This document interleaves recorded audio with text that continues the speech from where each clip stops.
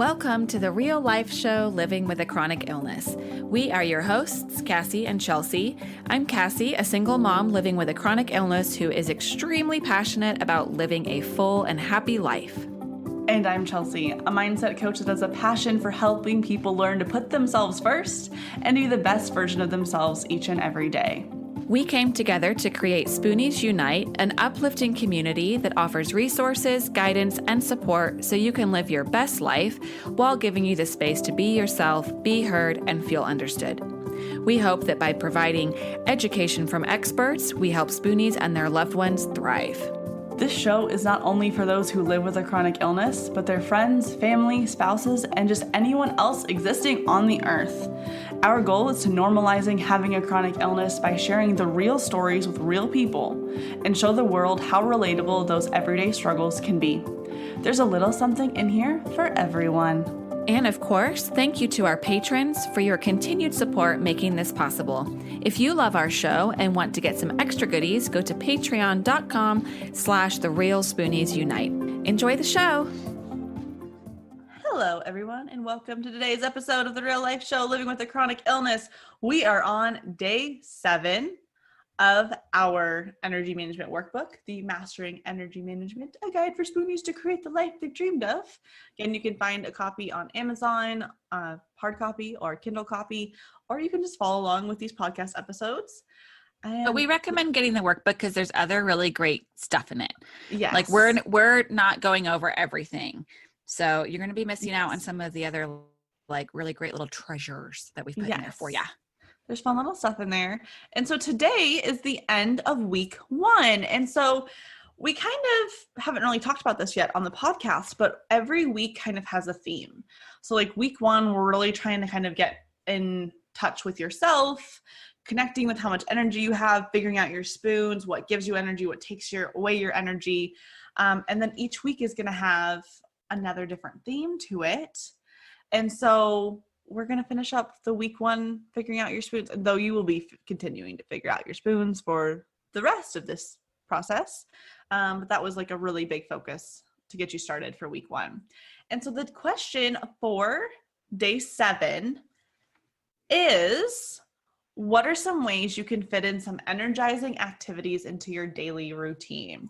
So we've asked you to think about activities that give you energy, people that give you energy, but how can you actually include those energizing things in your life on hopefully a daily basis? And one way I like to frame this is through self-care. So self-care is kind of a buzzword in our world right now. And my definition of self-care, which we have a whole episode on this towards the beginning when we first started our podcast. So scroll back and find that if you're interested in hearing it more in depth.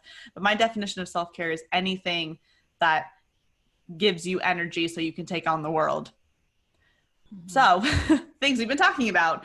And so just kind of, I like calling that stuff self-care, whether it's cleaning your house or doing your laundry or sleeping or exercising or talking to someone that gives you energy.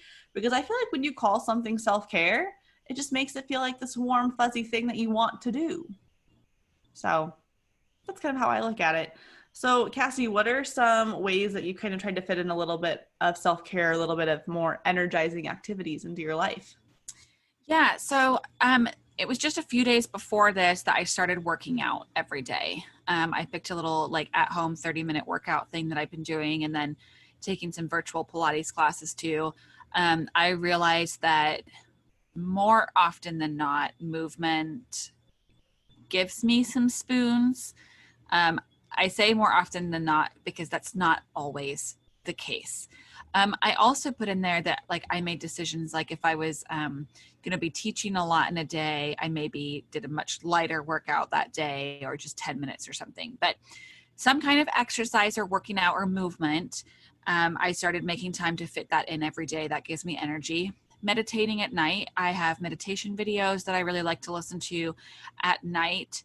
I've said it before, Doxy meditations on YouTube, Dauchsey,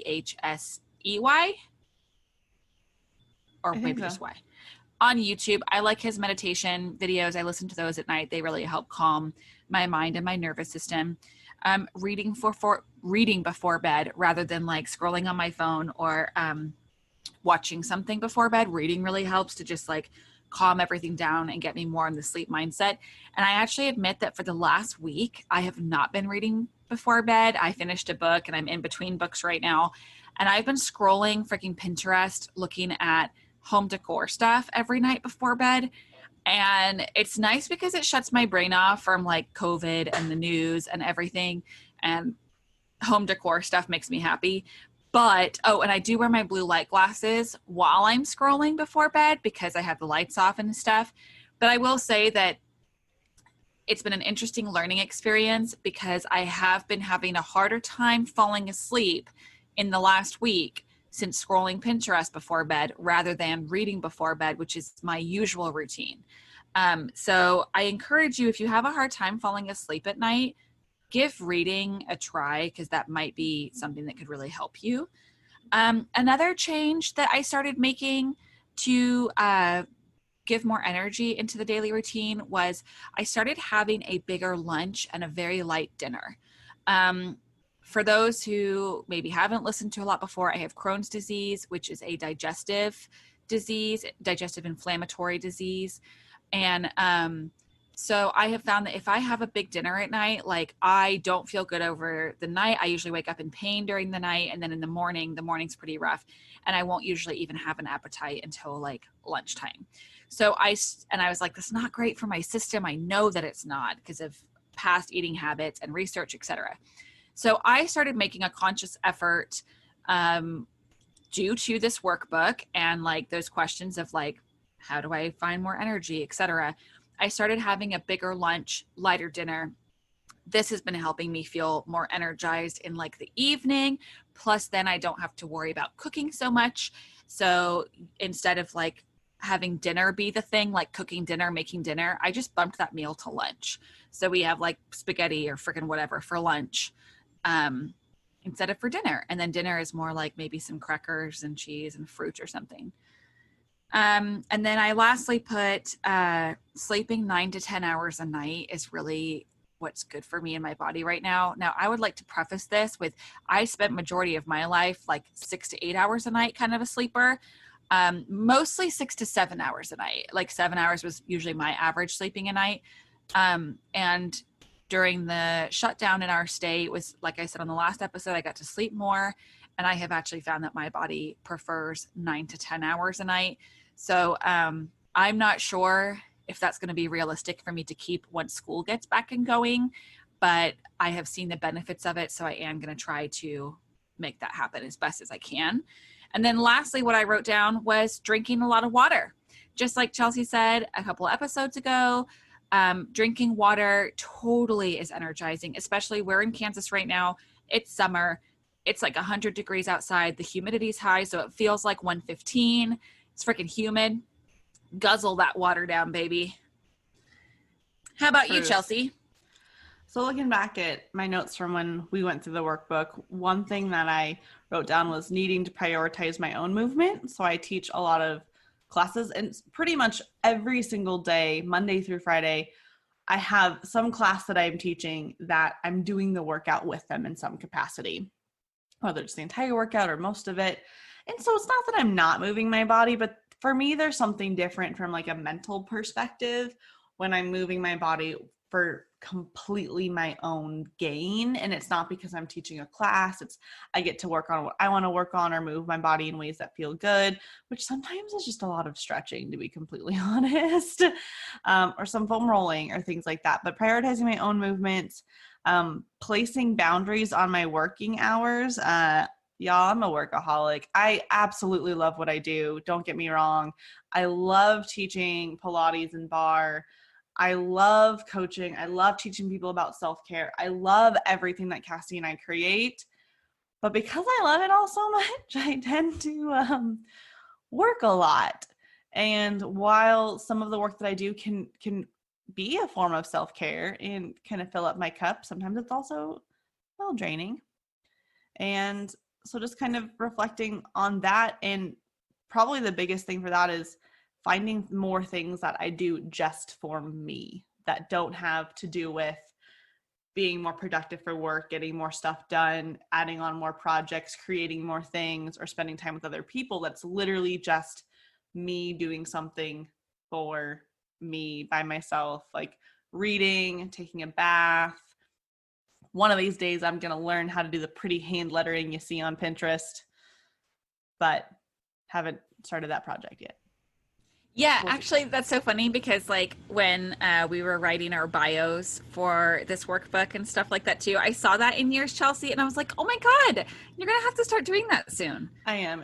I put it out into the world in a couple of places, and so Sweet. pretty soon I'm gonna have to like follow through with that. Well, yeah, especially like how you freaking said on here that I'm like writing a book, and then I'm like, fuck, I haven't written for a while, and I need to because one day my listeners might be like, what up with that book, Cassie?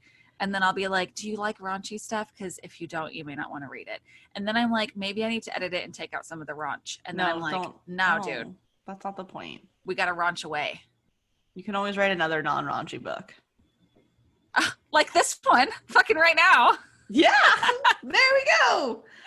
So we hope that this kind of has made you think about maybe one, reframing what self-care means to you a little bit, and then also kind of thinking about how you can truly fit some of those activities into your daily, weekly life. All right. I like to throw another thing out there. I love Harry Potter, and I like listening to Harry Potter podcasts when I just need a little bit of a break.